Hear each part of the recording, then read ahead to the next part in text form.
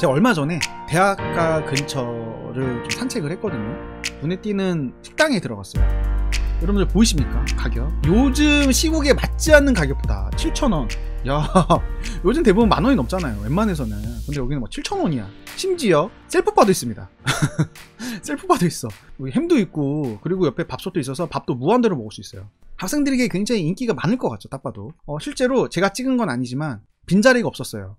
근데 재밌는 포인트가 있었는데, 남자랑 여자랑 같이 앉은 테이블이 단 하나도 없었어. 정말. 라떼는 그래도 뭔가 좀 낭만이 있었잖아요. 뭐 선배님 하면서 밥 좀 사주세요, 이런 것도 있었고, 동기들끼리 같이 앉아서 밥도 먹고 그랬었거든요. 지금은 분위기가 너무나 바뀐 거야. 뭐 이게 뭐 전부는 아니겠지만, 저는 이걸 보면서 우리나라 출산율, 이 정말 비극적인 출산율의 단면이 아닌가, 좀 비약적일 수 있습니다. 단면이 아닌가 라는 생각을 해봤어요. 밥을 먹으면서. 뭐 남녀 칠세 부동석도 아니고 좀 안타까웠다. 그래서 우리나라가 이렇게 출산율이 정말 0.78. 자, 국내 미혼 남녀 10명 중 6명 연애 안 해. 요즘은 연애를 하지 않습니다. 혼자가 편해서가 1인데 정말 그런 것 같아요. 요즘은 재밌는 게 너무나 많잖아요. 예전에는 뭐 게임도 있었지만 지금은 뭐 릴스, 뭐 쇼츠, 막 도파민이 그냥 막 중독성 자극적이잖아요, 굉장히. 그래서 이게 심심할 틈도 없고 외로울 틈도 없어요, 사실. 요즘은 굳이 결혼해야 되나? 라는 문화도 좀 있는 것 같습니다. 또 요즘엔 보면은 30대가 남자 같은 경우는 미혼이 50%가 넘었어요. 결혼을 왜 해? 이게 지금 대세야.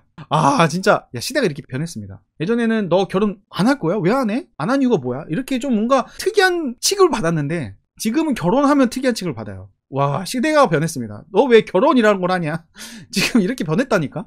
나 혼자도 지금 감당 못하는데 배우자 또 자식까지 케어하면서 내가 경제활동을 할 수 있을까라는 그런 의문감이 결혼 포기로 이어지는 게 아닌가, 연애 포기로 이어지는 게 아닌가, 그런 안타까운 생각이 듭니다. 그래서 지금 모든 지수 나락으로 향해 가고 있습니다.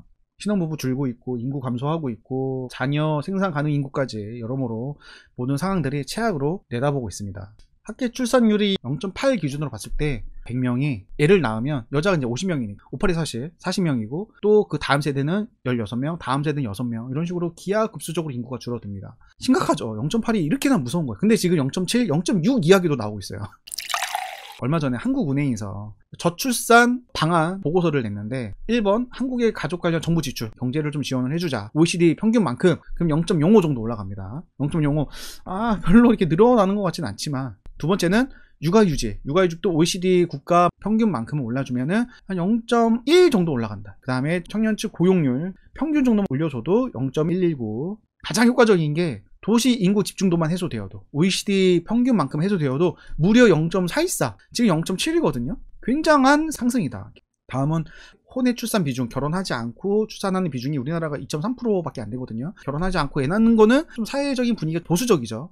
OECD 평균은 무려 43%입니다. 굉장히 개방적이죠. 외국처럼만 되어도 0.159. 주택가격이 2015년 수준. 2015년 수준이면 반토막이거든요. 지금의 반토막. 지금의 반토막이면 굉장히 출산율에 도움이 될 거라고 생각을 하지만 그렇지 않습니다. 0.002밖에 안 됩니다. 우리가 생각한 거와는 좀 다르죠. 주택가격이 하락하면 신혼부부들이 신혼집을 구하는 데 있어서 부담이 줄고, 그러면은 결혼하는 데 있어서 좀 더 적극적이지 않을까요? 라는 생각들이 대부분인데, 그렇지 않다라는 거죠. 잘 생각을 해보면은 주택가격이 하락을 하는 거는 내 부모 재산이 반으로 줄어드는 거예요. 그러면 내가 지원을 받을 수 있는 폭도 그만큼 줄어들어. 또는 그만큼 부담을 해야 될 수도 있는 거고, 또 주택가격이 반토막이 난다는 거는 그만큼 경제 상황이 안 좋다라는 거죠. 경제 상황이 안 좋으면 내 직장도 온전치 못할 확률이 높아요. 그러면 결혼을 오히려 더 미루겠죠, 오히려. 그래서 이 주택가격이 반토막 나는 게 그냥 내 경제 상황이랑 내가 지금 받는 월급 그대로 해서 주택가격이 반토막 난다? 그렇게 보기 어렵다는 거예요. 그렇게 단순한 문제가 아니다. 그래서 0.00이 가장 낮은 수치를 부여를 했습니다. 가장 효과가 좋은 거는 도시 집중도를 완화시키는, 이게 가장 효과가 좋습니다. 실제로 우리나라가 인구 집중도가 세계 최고예요. 세계 최고. OECD 평균이 1제곱킬로미터당 한 100 정도인데 우리는 432거든요. 굉장히 좁은 면적에 사람들이 다닥다닥 붙어서 살고 있다. 실제로 수도권 인구 비중 현황을 보더라도 한국이 50%, 인구의 절반 이상이 다 수도권에 집중되어 있다. 다른 나라에서는 이런 경우를 잘 못 보는데 우리나라만 유독 그래요. 대기업 분포도만 봐도 미국, 독일, 이탈리아, 일본, 한국은 수도권에 대부분 다 몰려 있습니다. 대부분 다. 뭐 지방에도 몰려 있긴 한데 코레일, 그리고 도로공사, 가스공사, 석유공사 공기업이죠. 민간 대기업이 대부분 다 수도권에 몰빵돼 있으니까 사람들이 일자리를 찾아서 수도권으로 가고 인구가 집중이 되고 뭐 경쟁이 당연히 심화되겠죠. 그럼 출산을 포기하는 그런 악순환의 구조를 보이는 게 아닌가라는 생각이 들어요. 참 안타깝죠. 여러분들도 많이 아실 거예요. 1968년에 미국 정신건강연구소에서 동물 행동학자 카룬의 주도로 진행된 지4회 실험이 있거든요. 가로 세로 한 2m 정도 되는 공간에서 물과 음식이 무한대로 제공이 돼.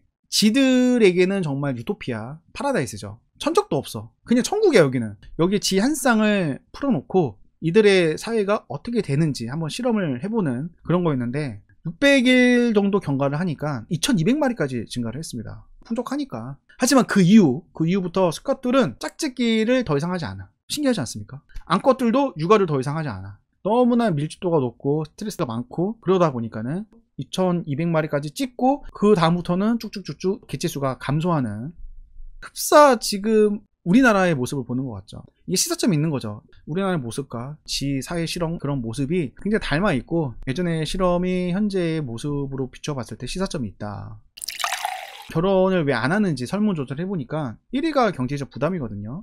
신혼집에 있어서 한 3억 정도 들어가고 뭐 3억이면은 3억 대출 받아서 한 6억 정도 되겠죠. 6억이면은 수도권에 있는 준신축 정도 아파트를 구할 수 있을 겁니다. 요즘은 뭐 빌라나 원룸이나 오피스텔 이런 데서 시작을 하려고 하지 않아요. 요즘에는 올려치기 문화, SNS 평균 값이 너무 올라간 거예요. 그 평균이 너무나 높아진 게 좀 문제죠 사실. 경제적인 부담을 계속 완화해줘도 기준이 더 올라갈 거예요. 제가 생각하기에는 기준이 더 올라가고 그 올려치기 문화가 더 올라가기 때문에 항상 부족하다고 생각을 할 겁니다. 항상 부족하다고. 가장 좋은 거는 도시 인구를 집중도를 해소하는 방안이 가장 좋은 해결책이다. 한국은행에서 이야기를 한 겁니다.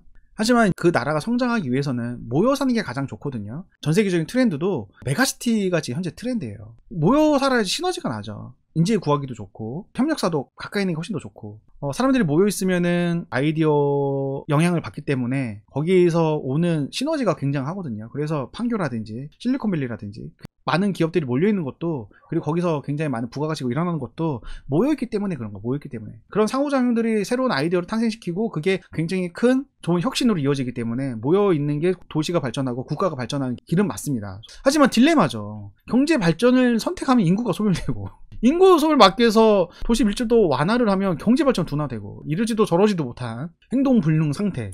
이거 어떻게 됩니까 여러분들? 이렇게 지금 인구가 급속도로 이러면 부동산 투자도 사실 난이도가 엄청 올라갈 수밖에 없고 다들 서울만 투자하려고 하죠. 서울만. 누가 지방 투자하려고 하겠습니까? 계속적으로 인구가 줄 텐데 더 빨리 줄 텐데 그 공동화 형성으로 인해서 다 서울로 몰려들 텐데 뻔한 미래인데 누가 지방 투자하려고 하겠습니까? 그래서 서울만 더 비대해지고 출산 더 안 하고 그래서 얼마 전에 대통령이랑 우리나라 기업 총수들도 다 같이 부산에 간 거 아니겠습니까? 물론 엑스포가 탈락했기 때문에 민심을 달래기 위해서 간 것도 있고 또 총선이 있기 때문에 표 때문에 간 것도 있을 겁니다. 그래서 뭐 가덕도 신공항이라든지 북한 재개발이라든지 빨리 조속히 추진하겠다 하면서 민심을 달래는 그런 행보를 보여주긴 했습니다. 근데 이런 모습들을 자꾸 저는 보여줄 거라 생각을 하고 있어요. 이런 모습들을 지방의 소멸로 가면 우리나라는 답이 없거든 사실. 정말 멸망의 길로 가는 거니까. 이 떡볶이 집은 정말 좋은 기회를 만났죠. 매출이 5배 올랐다고 합니다. 예전에 박정희 대통령께서 이런 이야기를 했어요.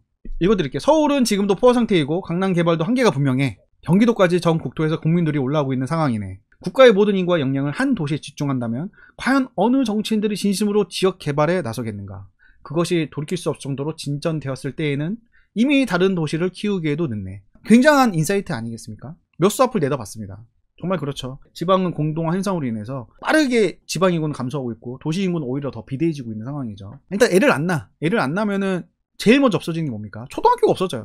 학교가 지금 유지가 안 됩니다. 학교가 없어지면은 여기서 애를 낳겠습니까? 정말 빠르게 인구가 감소하는 악순환에 빠지는 거죠. 더 빠르게 인구가 감소하는 거죠. 지방은. 그리고 지금 급격한 고령화로 인해서 중위 연령 쫙 줄로 세웠을 때 가운데 있는 나이가 45세거든요. 2072년 50년 뒤에는 무려 63세입니다. 무려 63세. 이제 60대 노인 인구가 과반 이상이에요. 과반 이상. 50년 뒤에는. 와, 대세죠, 대세. 그럼 어떻게 되겠습니까? 당연히 정치인들은 노인을 위해서 대변할 수밖에 없어요. 그래서 혁신보다 노인의 이득과 걱정만 대변하는 거야. 그들이 살고 있는 부동산 가격 올려주는 그런 것만 하겠죠, 사실. 이 말이 딱 맞다니까요. 어떤 정치인이 자기 지역을 위해서 개발하겠습니까? 부의 보존을 주장을 하겠죠, 당연히. 그 지방을 개발하기보다는 지방은 당연히 인구가 없으니까 어떤 정책에 나서서 개발하려고 하지 않죠. 그걸 내다보신 거지. 부산 같은 경우는 서울에 있는 산업은행을 부산으로 이전하려고 하니까는 지금 산업은행에서 난리가 났습니다. 줄 대사하고 시비하고. 기업 하나 옮기는 것도 이렇게 힘들어요. 기업 하나 옮기는 것도. 그리고 지방 개발하는 것도 굉장히 어렵습니다. 세종 같은 경우 예를 들면 세종에 지금 KTX 역사를 하나 신설하려고 하는데 충청북도에서 반대를 해요. 충청북도에. 특히 청주에서 반대하는 이유가 세종에 있는 인구들이 청주 오송까지 이동한 다음에 KTX를 타고 서울로 가거든요. 그런데 세종에 KTX 역사가 생기면은 굳이 오송까지 갈 일이 없는 거지. 오송까지 안 가는 거야. 그걸 우려해서 반대를 합니다. 그러니까 지방이 반대를 하는 거야. 지방 개발을 다른 지방에서 반대를 하는 거야. 그만큼 서울에 있는 대기업 옮기기도 쉽지 않고 지방 개발도 쉽지 않아요. 근데 이걸 해야 됩니다. 이걸 안 하면은 다 죽어. 우리 멸망으로 가는 거야. 해야 되는데 쉽지 않고. 그래서 한국은행도 이거 쉽지 않다. 난망이 예상된다. 다른 것들은 그냥 정부 지출을 하면 풀 수가 있는데 이거는 구조적인 문제가 있고, 그리고 혼입 출산 비중 늘리는 것도 이거는 문화적인 문제가 있기 때문에 문화를 바꾸고 구조를 바꾼다? 이거 쉽지 않다는 거죠. 그래서 예전에는 지방에 굉장히 일자리가 많았거든요. 자동차, 뭐 정유, 철강, 뭐 가전 등등 해서 지방에 공장들이 굉장히 많았고, 그로 인해서 지방 경제가 활성화가 됐거든요. 근데 지금은 다 뺏겼습니다. 중국으로 다 뺏겼어요. 점유율이. 우리가 남은 거는 뭐냐면은 이제 서비스랑, 그리고 이제 반도체밖에 없어요. 반도체는 어디 있습니까? 서비스랑. 다 수도권에 몰려있어. 이건 구조적인 문제야. 어쩔 수가 없어. 일자리가 수도권에 있고, 이거는 지방에 일자리가 생기기 되게 힘든 구조입니다. 우리나라는. 그래서 이거를 풀기에는 난망이 예상된다. 참 이래저래 참 어려운 상황이다. 하지만 이거를 해결 못하면 다 죽는 거야. 그래서 정치권에서도 총선이나 대선을 앞두고 정치권의 아젠다는 지방 살리기, 지방 시대, 이런 이야기가 꾸준히 나올 수밖에 없을 것 같습니다. 안 그러면 다 죽으니까. 그래서 단기적으로는 분명히 호재가 될 수도 있는 부분이고, 그 안에서 분명히 기회는 있을 거예요. 하지만 장기적으로 봤을 때는 당연히 서울이죠, 사실. 서울은 지금 너무 비싼 게 흠이고, 지방은 지금 싼데 단기적으로는 기회를 보는 그런 시장이지 않나 라는 생각을 하면서 정말 잘 됐으면 좋겠습니다.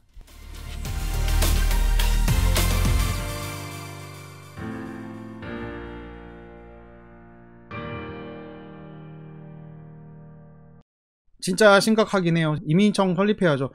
한동훈 장관도 지금 이민청을 우리나라가 심각하니까 이게 정말 절실하다 이야기를 하고 있는데, 근데 우리나라에 오는 외국인들이 생각을 해보세요. 누가 올까? 그리고 우리나라가 필요한 인력이 어딘가? 우리나라가 필요한 인력은 지방의 그런 제조업 일자리거든요. 제조업 일자리가 거기가 지금 부족한 거잖아요. 지금 조선 같은 경우도, 거제 같은 경우도 대부분이 다 외국인을 뽑습니다. 지금 서비스 일자리는 부족한데 지방 일자리는 지금 널널해. 너무나 많고 아무도 안 가려고 그러고, 거기가 외국인들이 오겠죠. 블루칼라 계열. 그러면은 잘 생각을 해보면 지방 같은 경우, 지방 제조업 도시는 블루칼라 계열의 외국인들이 좀 많이 살 것 같고, 수도권은 한국인들이 살 것 같고, 그러면 부동산 가격도 그런 격차가 생기지 않을까라는 자연스러운 전망을 해볼 수 있을 것 같아요. 참 슬프지만 이민이 오면 인구가 늘긴 할 텐데, 그들도 애를 안 낳으려고 할 거예요. 사실 단기적으로 늘 수 있겠지만 장기적으로는 이게 구조적인 문제를 해결하는 게 아니다 보니까